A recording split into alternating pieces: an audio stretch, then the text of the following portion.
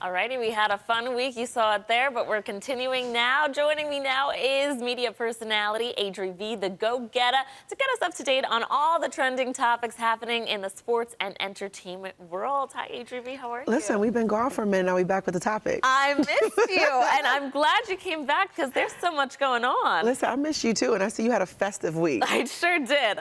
So we're going to keep the festivities going. That's right. We're starting off in the sports world, okay? The WNBA Rookie of the Year, which should come to no surprise. No surprise at all. Of course, is going to the wonderful Miss Caitlin Clark as the 2024 WNBA Rookie of the Year. The Indiana Fever guard secured 66 votes from a national panel of 67 sports writers and broadcasters. Okay, that is immaculate. And Chicago Sky forward, where many people thought will also get the Rookie of the Year, Angel Reese, she received just one vote.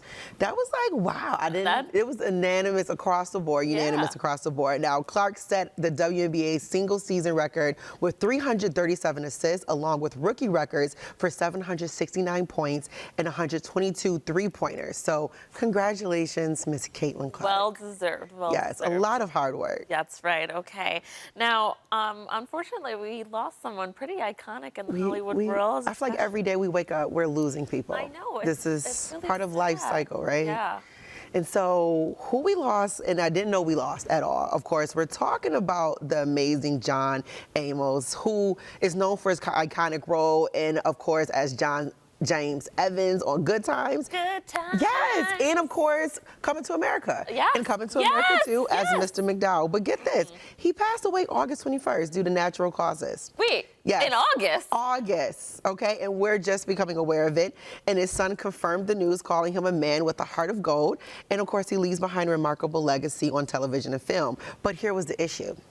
His daughter didn't know he passed away. And this is how it became news to many, because she publicized it. So it just had me thinking, like, what was that relationship about? What was that about? What was happening here? So now I feel like we were put into a group chat. And there was another chat going on. And now I need to figure out what's happening. But nonetheless, of course, our thoughts are with his family. Sending prayers up. And the good times shall continue because his legacy lives on. It does. That is so sad. And that makes me really sad for our family and a strange daughter. That she didn't even know. Okay, like everybody else. Don't love that. Yes. Okay. The sports world is also mourning someone too. Yes, we lost another great one. Of course, in our deepest condolences when it comes to the NBA legend, Dikembe Mutombo. Mutombo, known for his defensive dominance on the court, passed away at 58 after battling with brain cancer. Now, the NBA commissioner, still young. That is so young, right? Now, Adam Silver described him as a humanitarian who made a lasting impact, especially in the native Congo.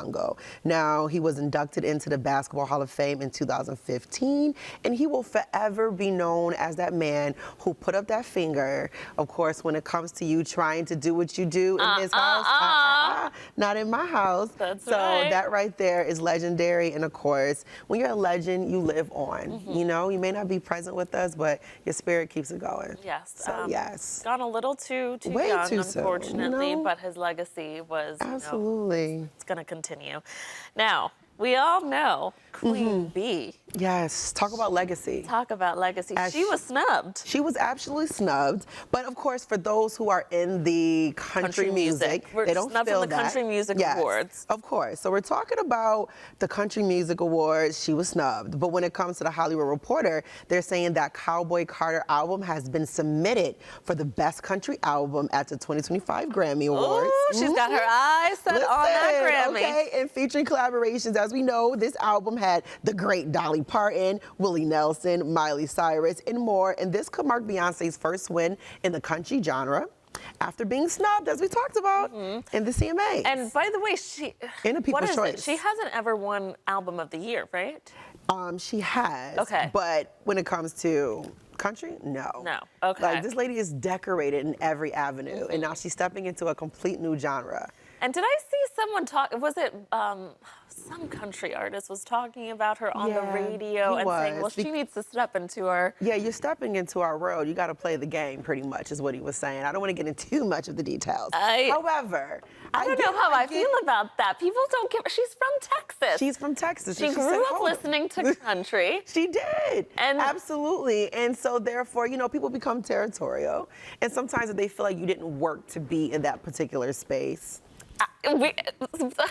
Here we Because are. Beyonce hasn't worked? Has she not? I mean, okay. Just because you switch genres doesn't mean you can't haven't do put it. the work in. Yes, Okay. because the voice still holds. The voice still goes. The voice still goes. Yes, it okay. Adri V, thank you so And those much are for the coming in. topics. Always Thank you a for fun having time me. with you. Viewers, if you want to hear her voice on the radio, you can listen to Adri V Fridays and Saturdays, 10 p.m. to 2 a.m. on 93.7 WBLK. And learn more about her by connecting with her on social media or by visiting her website at thegogetta.com.